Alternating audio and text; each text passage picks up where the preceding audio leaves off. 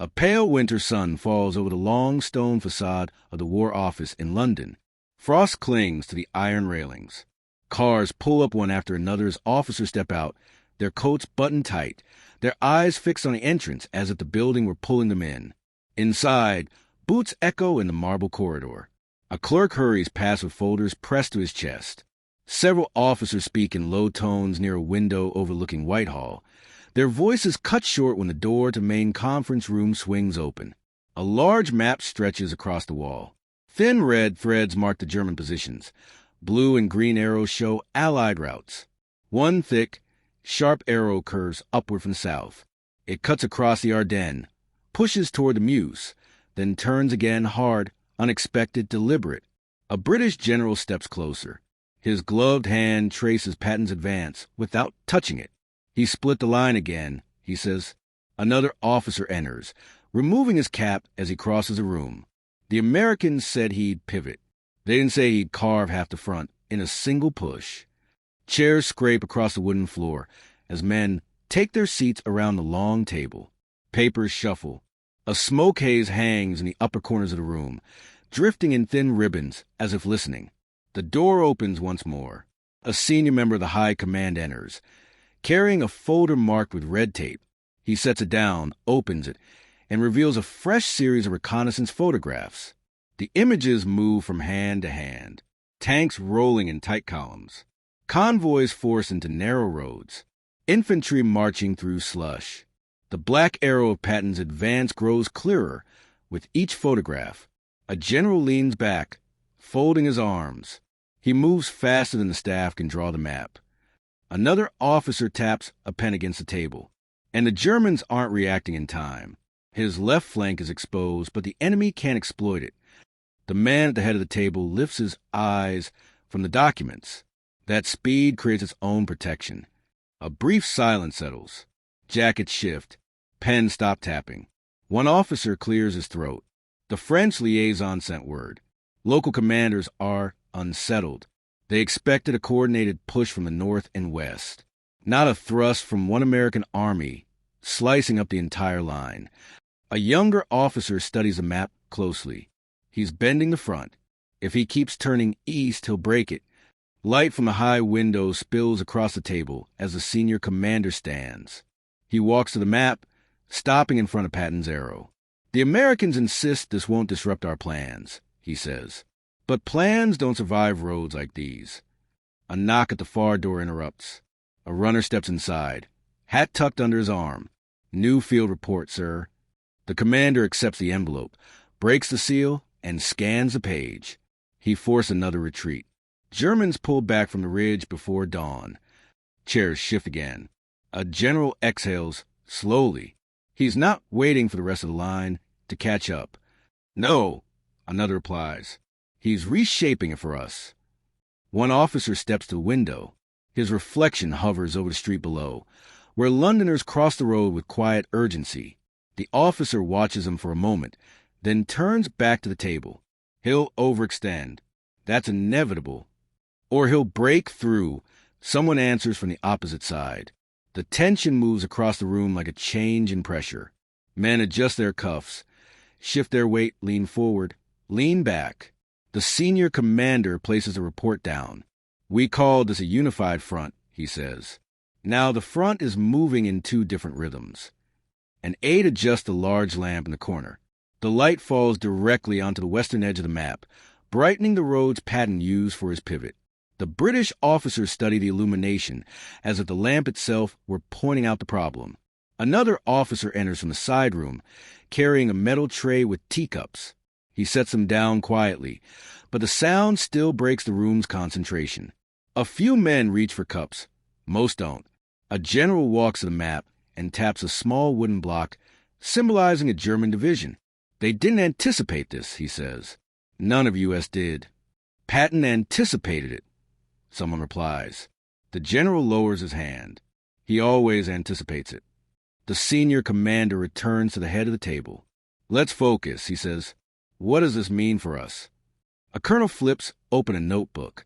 It means timing shifts, coordination breaks, communications stretch. Every operational order from Monty's side must now adjust to new terrain and new enemy movements. Another officer adds, and the Americans will expect support. They'll call for supplies, road clearance, bridge priority.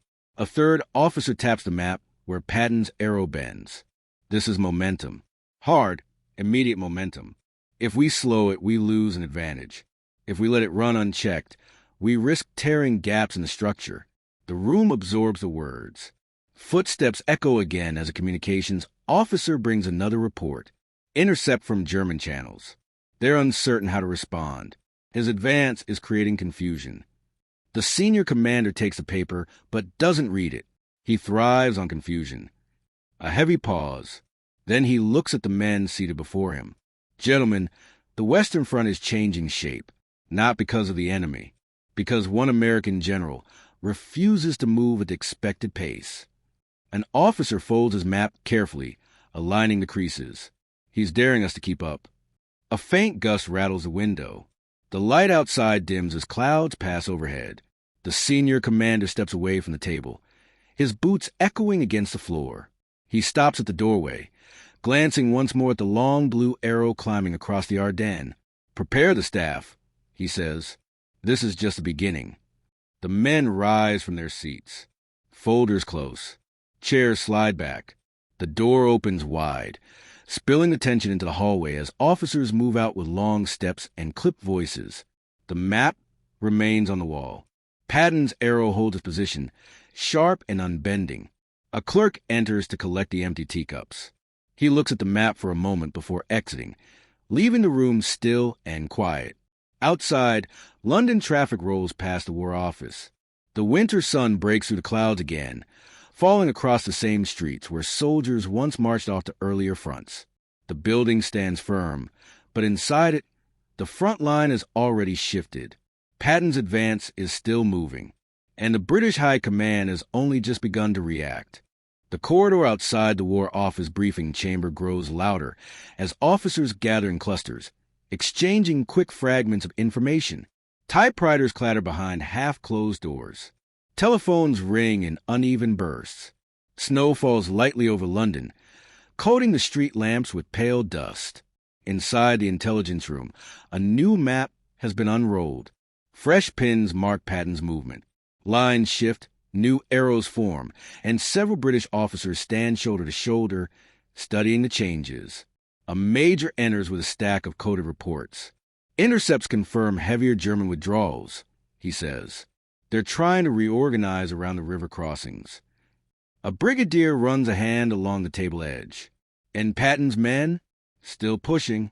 The major nods. Hard. They've cut 2 supply roads already.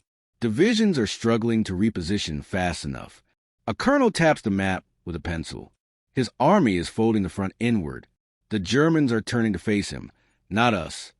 Another officer approaches from the far end of the room.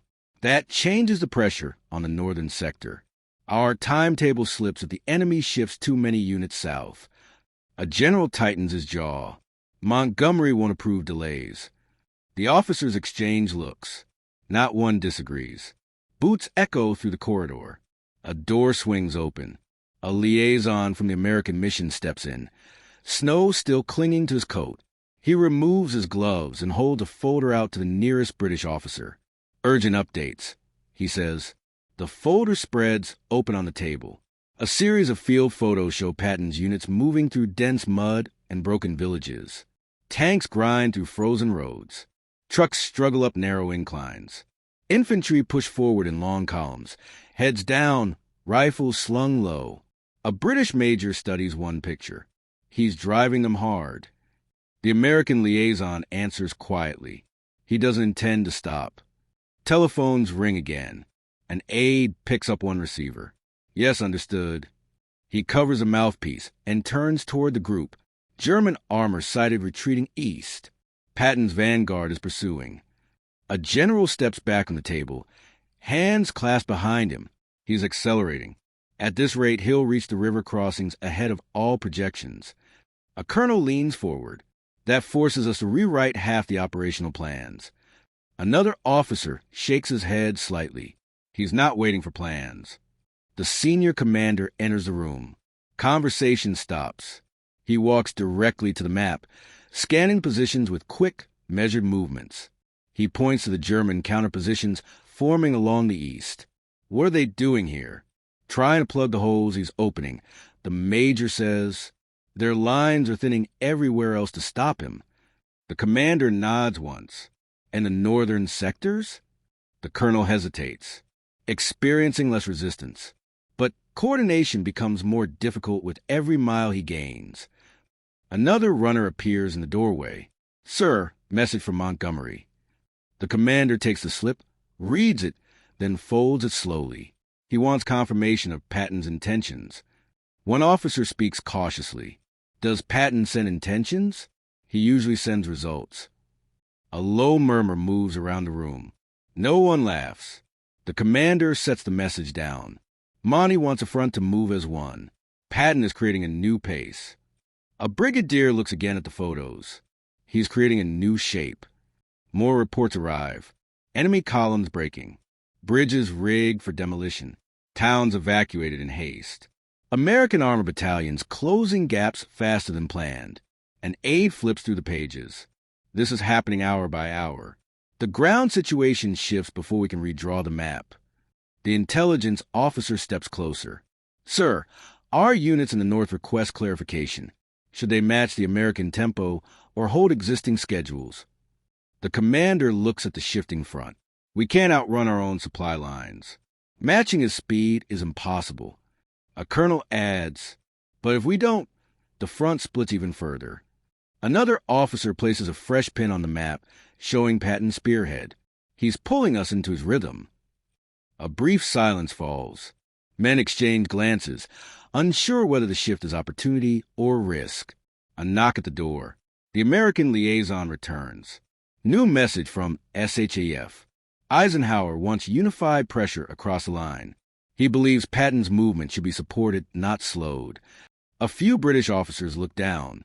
Others tighten their grips on their folders. The senior commander meets the liaison's eyes. And Montgomery? The liaison holds the answer for a moment. He wants alignment. He believes Patton should adjust to the broader plan. A cold breath moves through the room. The commander turns back to the table. This is attention. A unified front or a dynamic breakthrough. The brigadier taps the map lightly.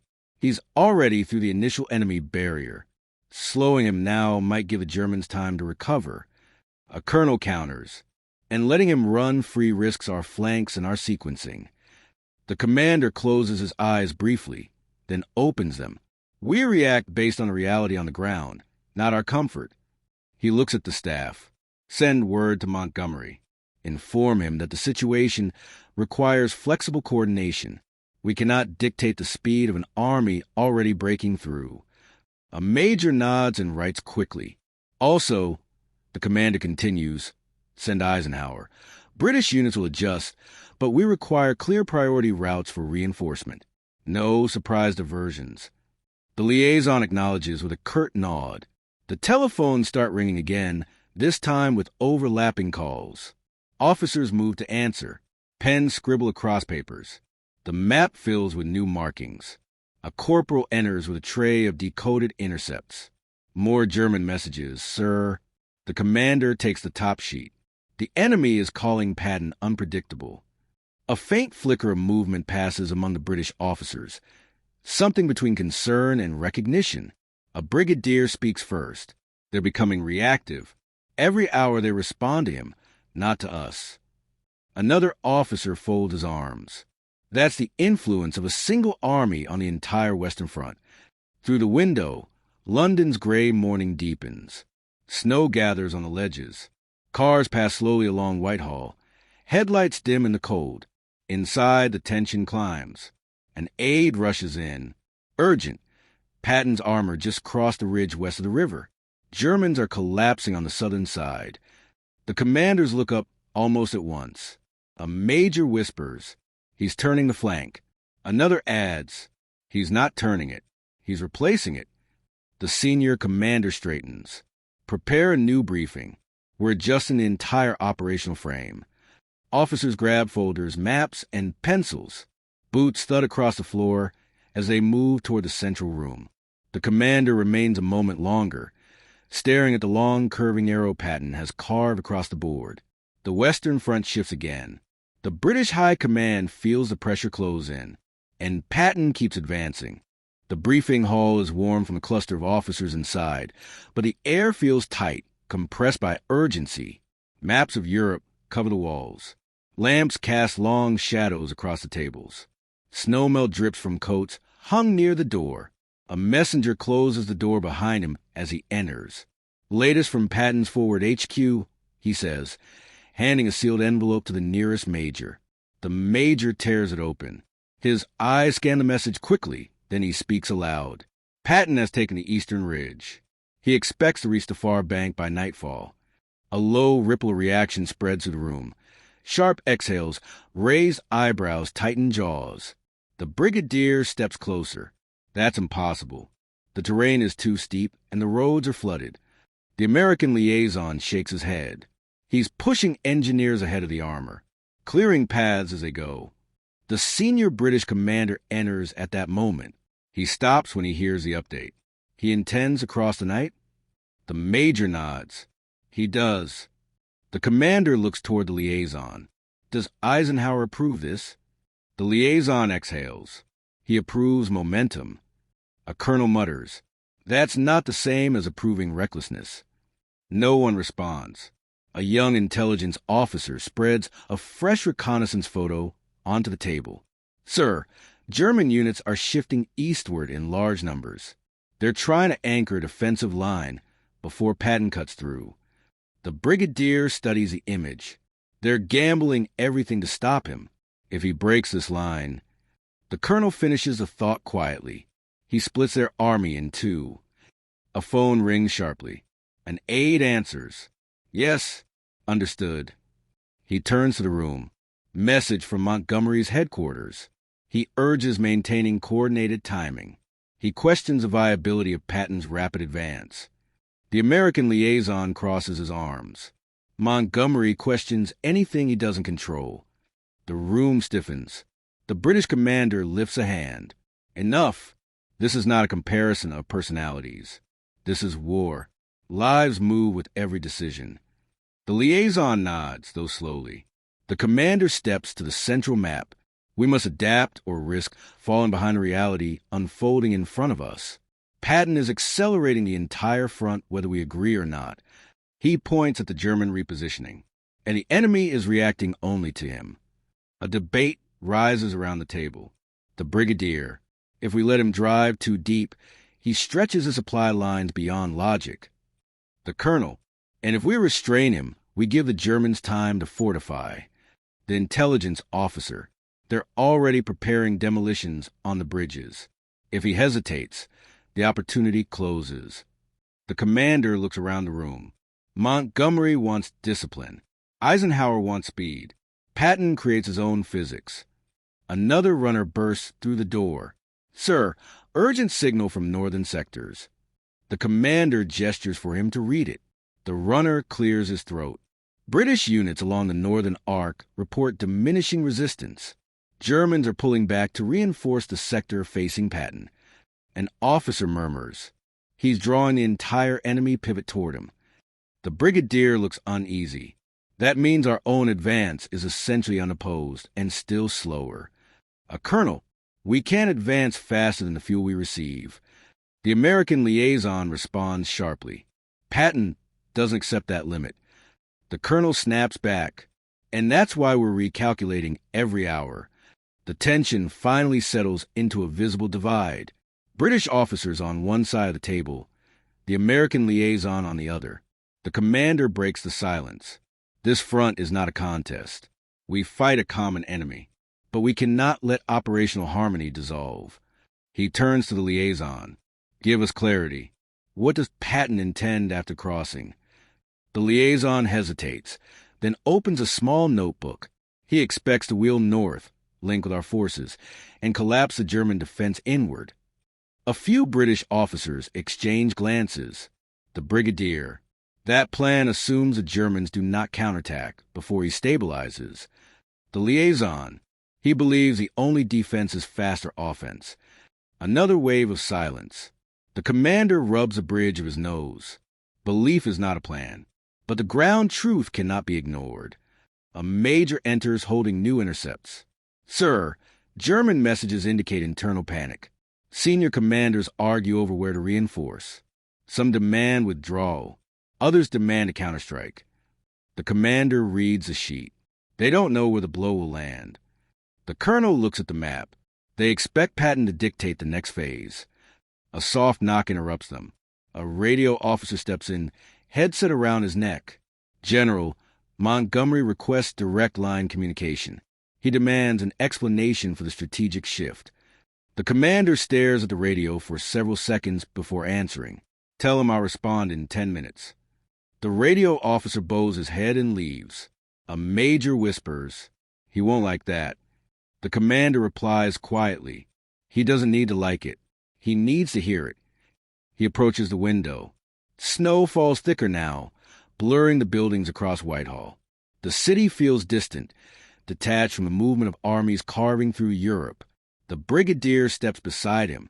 Sir, the men will follow any order you give, but they need clarity. Is the new priority to match Patton's momentum or to secure our independent timetable? The commander watches the snowflakes drift. We match reality, and reality moves with Patton. He turns back to the room. We shift our posture, increase pace in the north, tighten coordination in the center, and communicate firmly to Montgomery that the front no longer moves by fixed timetable. The officers straighten. Also, he continues, send a message to Eisenhower. Bryn will support the breakthrough, but we require logistical guarantees. No reassignments without consultation. The American liaison nods, accepting the statement. More reports arrive. The pile grows. German armor redeploying blindly. Artillery retreating without firing. Command breakdown in multiple sectors. Patton requesting additional fuel immediately. A major places a final message on the desk. He asks for one question to be relayed to Allied command. Do they want victory fast or victory neat? The British officers exchange looks. Some grimace, some smirk, others remain stoic. The commander reads the line again, sets the paper down carefully, and finally speaks. Tell him we want victory real. He picks up the receiver to answer Montgomery. Outside, the snow keeps falling. Inside, the fracture in strategy becomes a new front of its own. And in the east, Patton moves again. Wind sweeps across the forward British command post, carrying distant echoes of artillery. Canvas walls tremble. Lanterns flicker. Officers move between tables stacked with reports arriving faster than they can be read. A staff captain rushes in, boots coated with half-frozen mud. Message from Northern Corps. German armor is abandoning fixed positions and heading south. The brigadier looks up sharply. South? Toward Patton. The captain nods. All of it. Maps are pulled closer. Lines are redrawn. Calculations begin again. The commander enters, coat unbuttoned, gloves tucked under his arm. What has changed? The brigadier points to the newest reports. They're collapsing the northern arc to stop him. A radio crackles from the other side of the room. Repeat, enemy columns sighted crossing the ridge. Moving fast. No resistance left on our side. Requesting instructions. The commander picks up the receiver. Halt advance until fuel resupply reaches you. Conserve strength. Do not overextend. A pause. Understood, sir.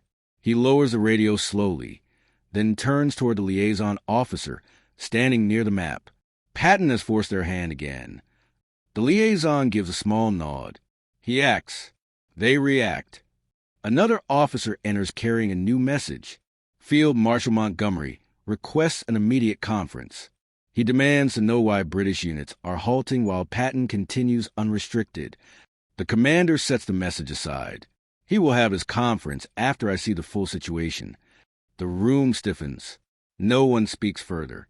Outside, headlights sweep across the entrance as a jeep brakes sharply. 2 American officers step out, escorted inside immediately. One of them, a colonel with windburned features, removes his helmet and looks around. Your headquarters is busier than ours. The brigadier answers, You've given us plenty to adjust to. The colonel unrolls a map on the nearest table. Patton has reached the outer line. Armor is in position for a strike before dawn. The commander steps forward. He intends to breach without waiting for coordinated timing. He intends to breach before the Germans finish shifting south. The colonel replies. Another British officer speaks. He'll be outnumbered until the movement is complete. The colonel taps the map. He plans to hit them while they're still moving, before they form a line. A murmur spreads across the British staff. The commander studies the map in silence. How long until he attacks? The colonel hesitates. He may already be advancing. A long, heavy pause fills the room.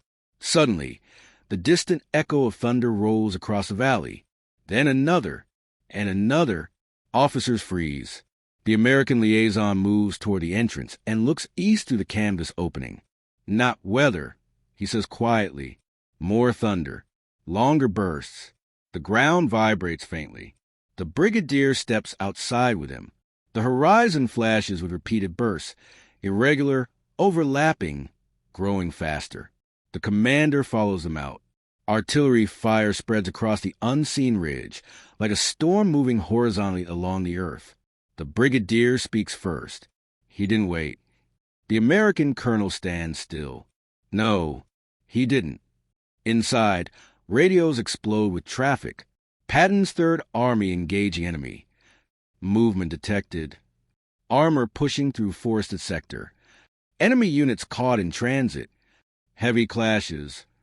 Requesting Allied support. The commander re-enters the post and moves straight to the central table. All officers present. Now!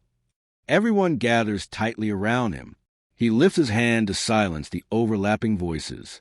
Patton has begun the breach. The Germans are committed. The line we planned this morning no longer exists. The brigadier steps forward. Sir, our northern troops can move immediately. The corridor is wide open.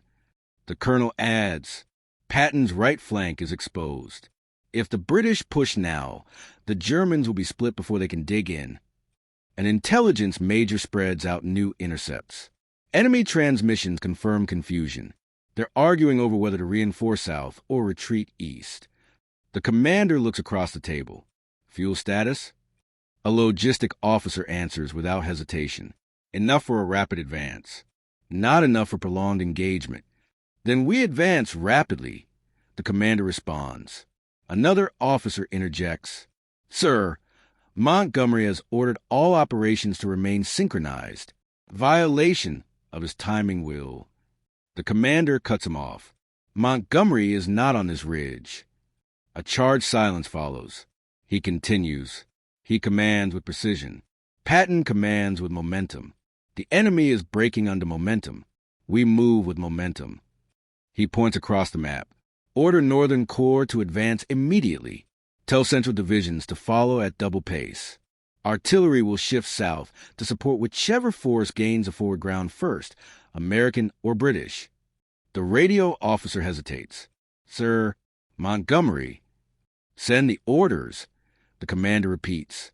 The officer nods, moves to the radio table, and begins transmitting. Outside, engines roar to life. Boots rush across icy gravel. Fuel trucks roll into position. Tanks emerge from camouflage nets, exhaust plumes rising like small clouds. The brigadier walks beside the commander toward the doorway. This will cause friction. The commander stops. So does war. He steps outside. The night sky flashes again with the rhythm of distant impacts. Along the road, British units begin to form long, dark columns. Armor, infantry, carriers, signal trucks. Headlights flip on in staggered rows. Engines hum in overlapping waves. Snow falls lightly, drifting through the light beams. The American liaison approaches the commander. I'll relay your support orders to Patton's HQ. Do that, the commander replies, and tell them we're coming fast. The liaison nods and returns to the jeep. The brigadier looks eastward. If his attack fails, the commander finishes the thought. Then we catch what's left. But if he succeeds, we break the entire front tonight. In the distance, a sudden streak of orange arcs upward, German flare. Another follows, then another. British officers watch silently. Signals of distress, someone says. The commander steps forward as the first British column begins moving. Signals of collapse, he answers. Engines rev, treads grind through slush.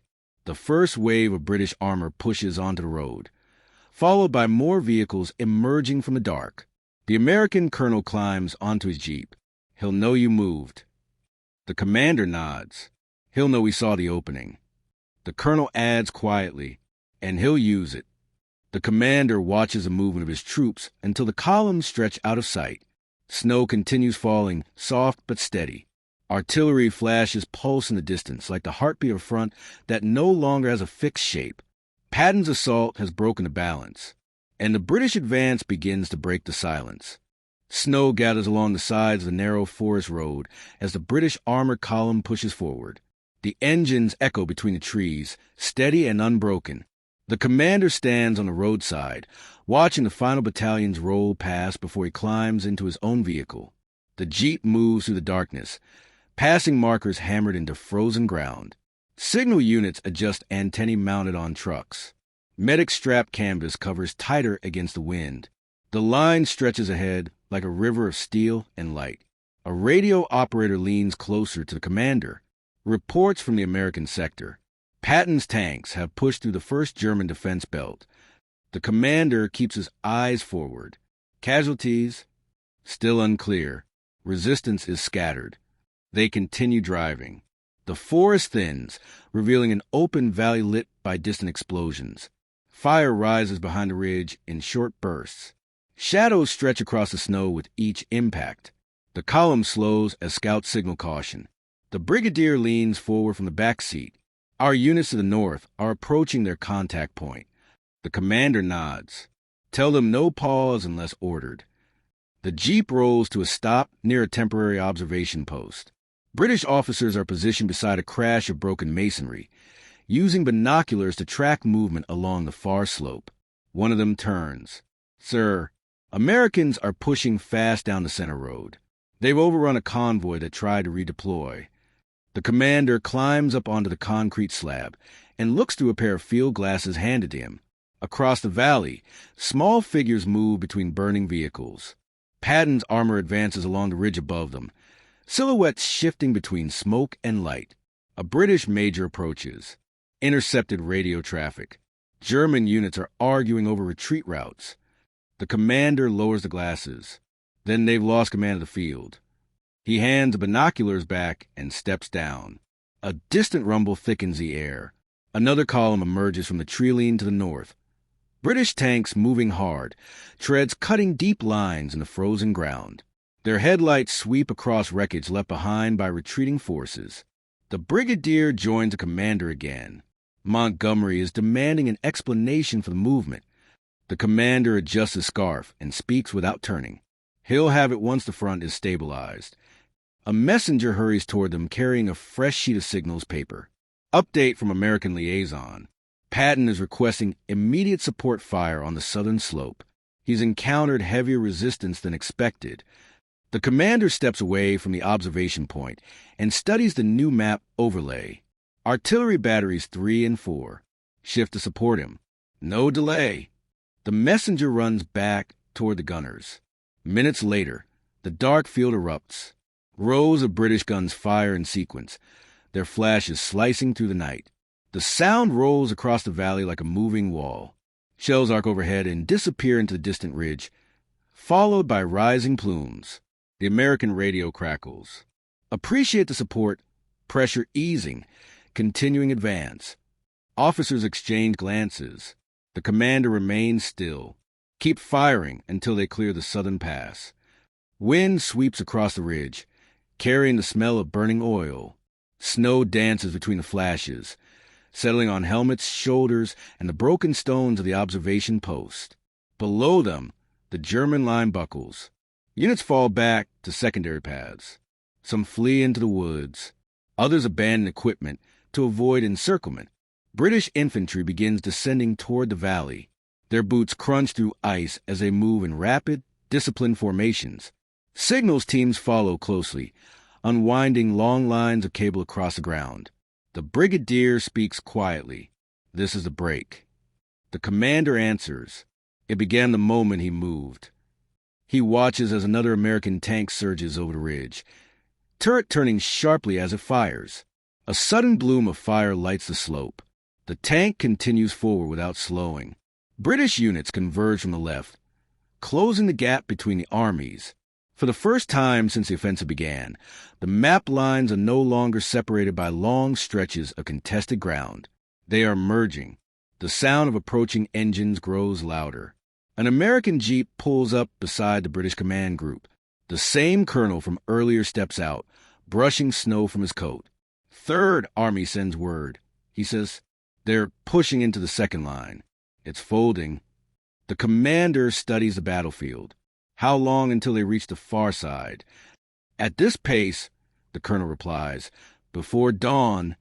The brigadier lets out a long breath. Then the Western Front has changed shape again. The colonel glances toward the burning ridge. It won't be the last time. The commander descends from the slab, boots cracking through the ice below. He walks toward the edge of the hill, where the ground falls away into the valley. British troops continue their advance, weaving between ruined vehicles and patches of smoke drifting low across the snow. The sky glows faintly from distant towns hit earlier in the week.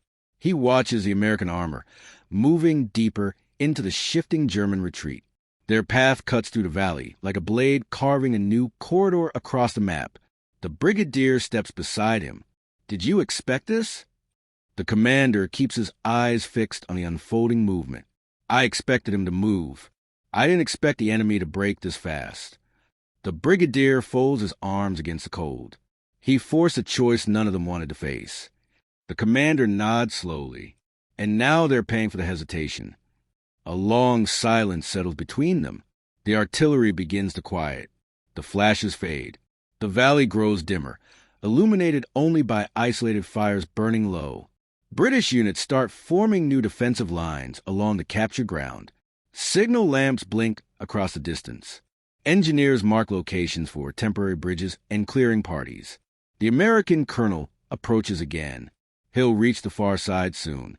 When the sun comes up, he'll want to know where the British stand. The commander turns to him. He'll see us on the line beside him. The colonel nods once firmly, then steps back toward his vehicle. The commander walks farther along the ridge until he reaches a point where the view opens wide. The last traces of the old German front crumble in the distance. Roads bend in new directions. Columns shift. The shape of the Western Front is no longer recognizable. He stands still, hands resting lightly on the edge of a broken tree trunk. The brigadier approaches one last time. What do we tell London? The commander closes his eyes for a moment before opening them again to the dark horizon. Tell them the front has moved, he says, and we move with it. He turns toward the waiting jeep. Tell them Patton changed the shape of the battle, and the British Army refused to be left behind. Snow continues to fall around them as engines spark to life once more. Columns reform. Maps are redrawn again. And on the shifting ground beneath their boots, a new front begins to take shape. Wide, uneven, and unmistakably altered by the force of one army's advance and the decision of another to match its momentum. The commander steps into his jeep. Forward, he says. The vehicle pulls away, joining the movement of thousands pressing into territory that, only hours earlier, had belonged to a different war. The line has broken. The front has shifted, and the night carries them into whatever comes next.